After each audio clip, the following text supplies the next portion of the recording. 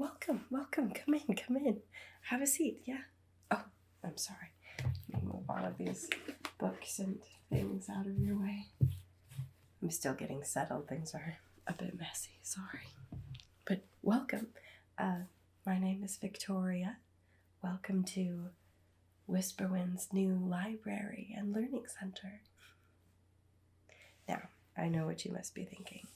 Why does a little town like Whisperwind, where most people can't even read, need a library?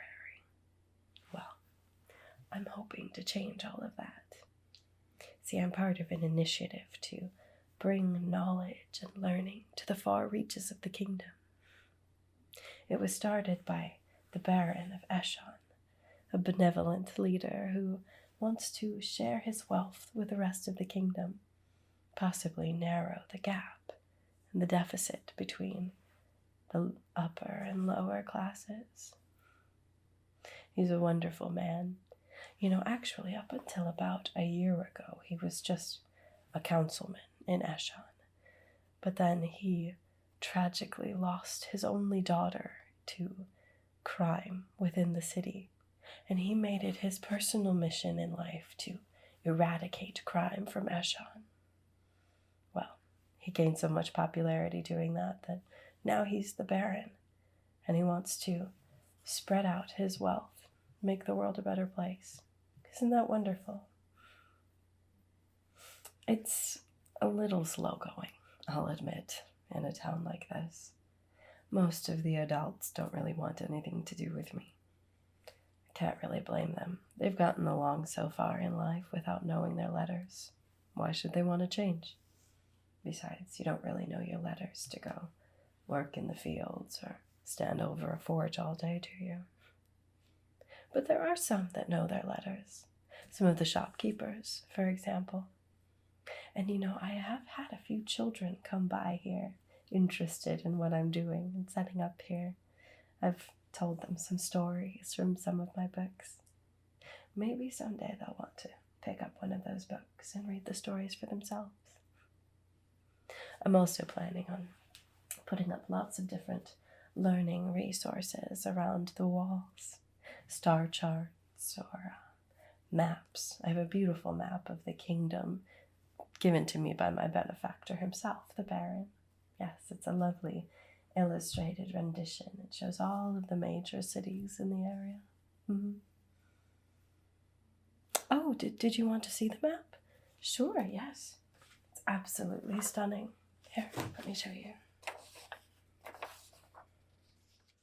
So here we have the entire Kingdom of Meladia. Isn't it lovely? A beautiful kingdom, rich with beautiful land, natural resources. We have made quite the name for ourselves on the continent since Meladia was first founded about 700 years ago. To the north, up here, we have the Bonamac mountain range, which serves as a natural border between us and the icy kingdom of Asmal. And then, of course, here we have the Crescent Forest, which starts at the foot of the mountains and then continues south in the west as a partial border between us and the Kentakar Empire. Personally, I wish there were treacherous mountains between us and this awful place. But at least an mysterious enchanted forest serves as a deterrent for some of our land. Then to the south, down here, we have the wilds. A harsh desert land, unfit for most living things, besides a few nomadic peoples and dangerous beasts. And then to the east, the waters of Chakras.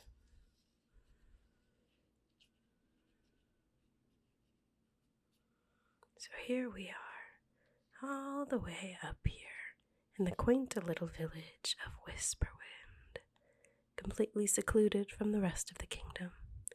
You can't really see the rocky terrain on this map that makes this little place so difficult to get to, but you can see its proximity to the Crescent Forest and that in and of itself is enough to make people nervous. Now, further south down here, you have Danwood, a perfectly normal, perfectly safe, perfectly welcoming little town. Bigger than here, better farming land too, which isn't hard to believe.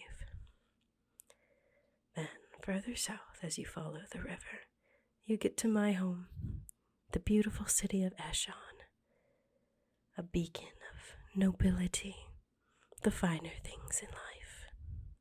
It's home to many of the kingdom's noble families, including my patron, the Baron Harmon.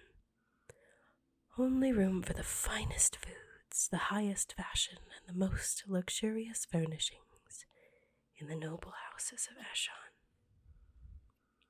Then, across the river and a bit south, you get to Hazelband. Now, this funny little city has become one of the kingdom's largest trading centers, understandable due to its central location. Farmers from the west, tradesmen from the east, even dwarves from up here in Bracken Gulch, all come to this little town to share all of their goods with the rest of the world. And of course the gnomes from Tivermac frequent this town, bringing with them all of their fascinating inventions. It's an interesting city, bustling and full of all different cultures and peoples, goods and stories. Then, if you follow the river further south, you get to Meladia's beautiful, grand capital city of Ifendel, the home to our most esteemed ruler, King Meridius, as well as several fine universities, libraries, and parliament buildings. Have you ever been to our fine capital, traveler? No? Well, you simply must go someday. All of the finest craftsmen, statesmen, scholars, and poets live there. Did you know there's a street in the shopping district where every single shop on the entire block sells nothing but fine clothing? Can you imagine? Oh, to be so fortunate as to live in the capital. Someday, maybe. Then, if you travel south from our kingdom's beautiful capital, near the southern border, you get to Asgregard. This is the kingdom's largest military base, training the King's Guard and the Royal Militia alike to defend our beautiful home. I've never been there, but I've heard it's a bit of a harsh place to live. Understandable, I suppose. Although it's not as harsh as Harkham over here on the Delta. This city used to be one of the kingdom's busiest trading hubs, but nowadays it's home to more pirates than merchants and businessmen. It's also very unforgiving, swampy land. Not very good for farming and not very full of any sort of rich minerals. Belbar over here, however, is a far better example of a shining seaside trading hub.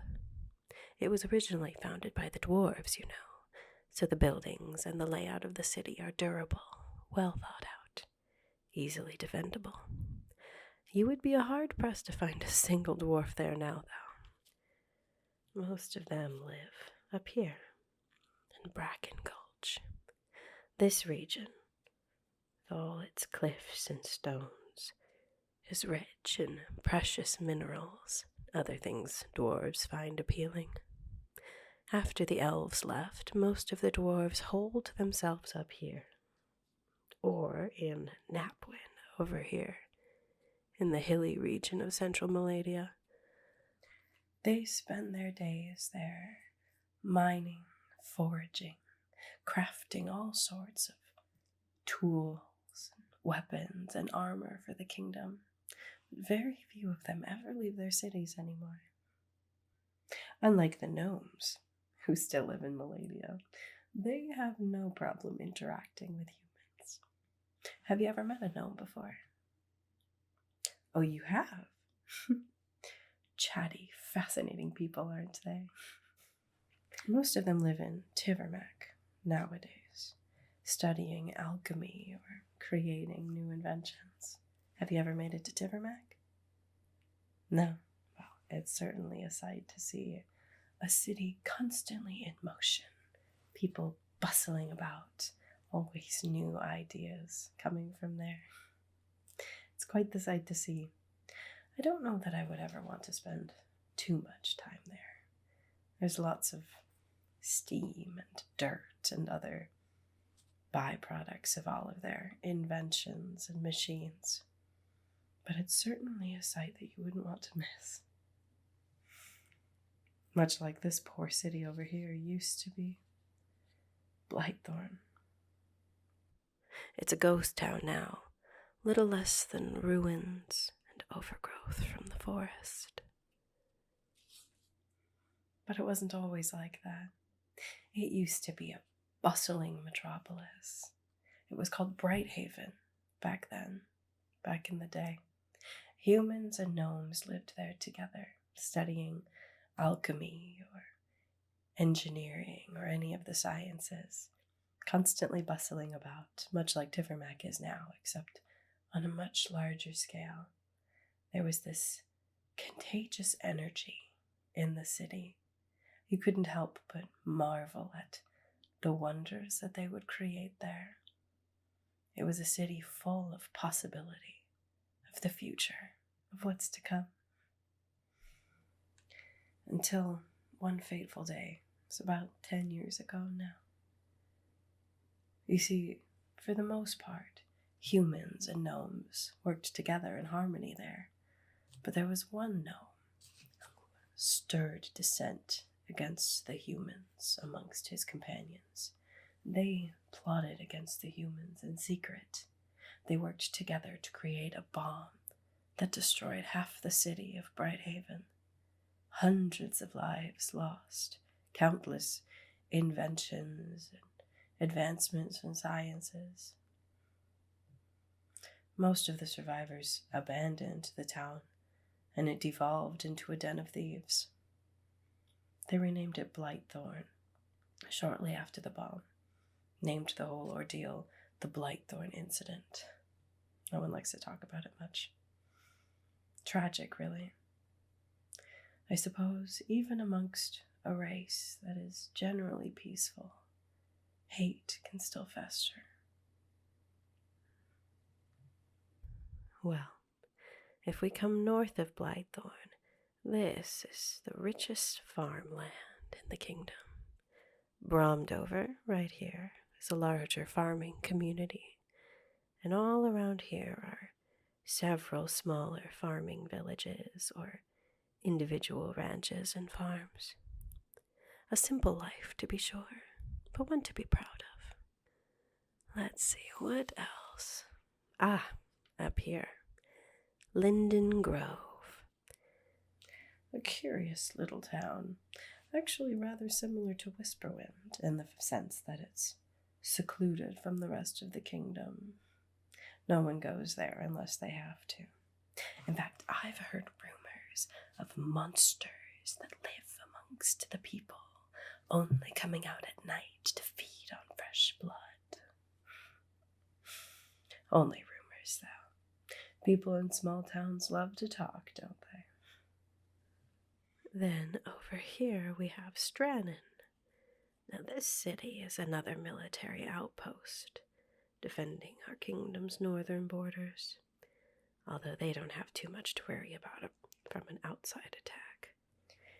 Any attacks from the north would have to traverse the Bottomac mountain range and the Crescent Forest in order to get to Meladia, and no one traverses the Bottomac mountain range and the Crescent Forest. It's far too dangerous. Any trading that we do with Asmil goes this way, by sea, down here to Tivermac or Belbar. This route may look simpler, but the treachery of the mountains and the unknown dangers of the forest make the sea the much safer and smarter route. Mostly the soldiers who are stationed in Stratton just have to deal with any sort of creatures that may come out of the forest into the kingdom. But as far as I'm aware, that hardly ever happens. Then, down here, we have the sister cities of Ferritin and Lochna. Both of these cities are known for their skilled craftsmen, tailors, cobblers, potters, artisans. Many of the fine goods found in the city of Eshon originate from these two little cities. They are also clean and picturesque, making them perfect for a quiet holiday. And with that, I do believe we've covered it all. Not to say that there aren't smaller villages and settlements in the other regions of the country, but as far as the larger cities, I think that covers it.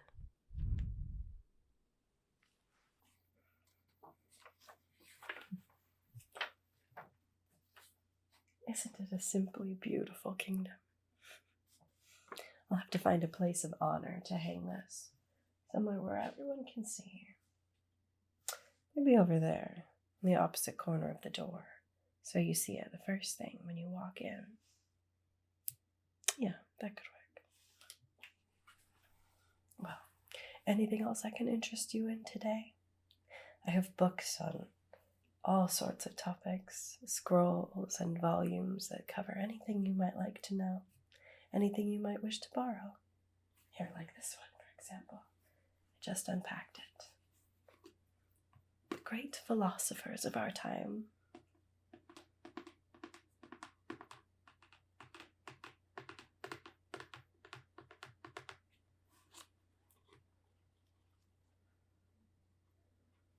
So much wisdom in these pages.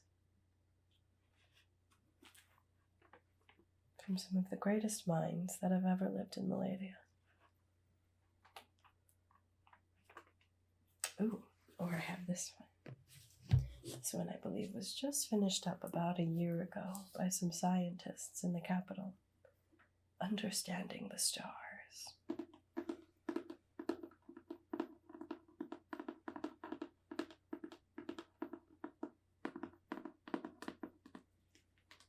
This one contains charts and maps to help you understand the different constellations, the names of different stars, what they mean.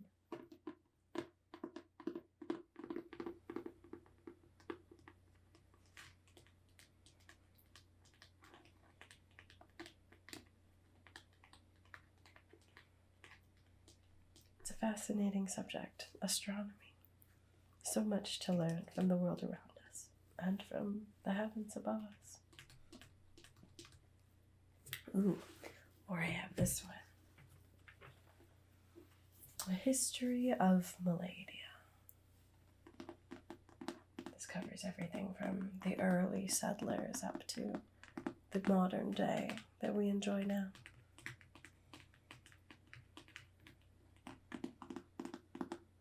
Oh, you're interested in this one? Sure.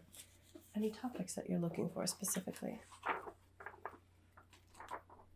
The Great Separation. Yes, I believe it's covered in here. Let's take a look, shall we?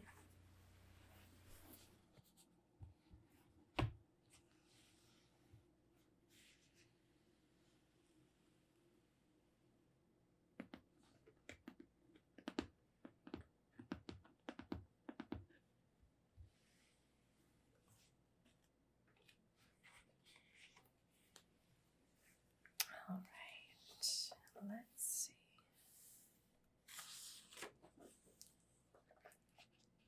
Here we are, Table of Contents. Chapter 1, The Early Settlers.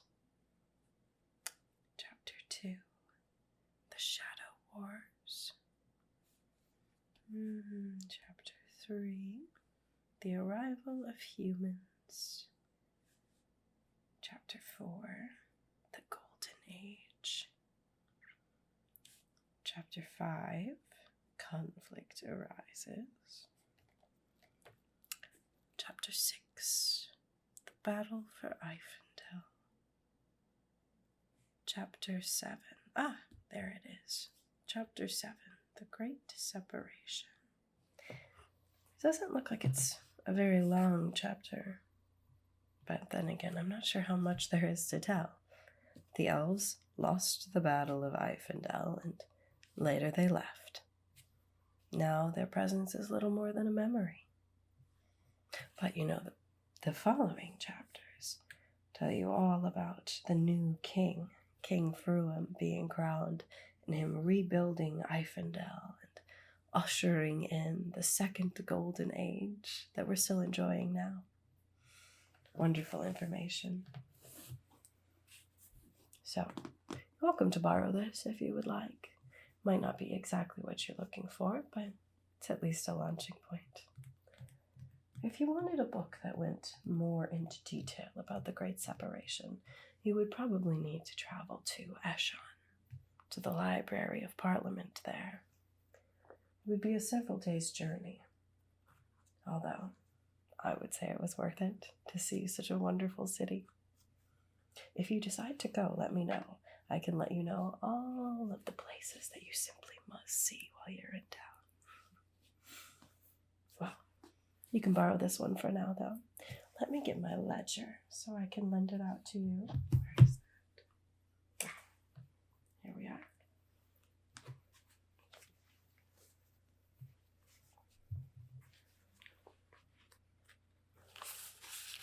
There.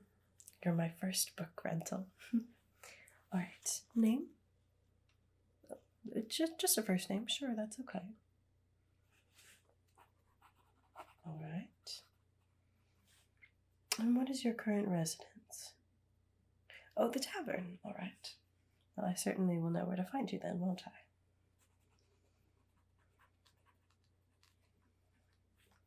All right, and you are renting History of Meladia. All right. Now, standard renting period, at least in Eshan, is 2 weeks. If you'd like it longer than that, you can always bring it back and we'll renew your rental. Does that sound good? All right, wonderful. Well, there is that taken care of.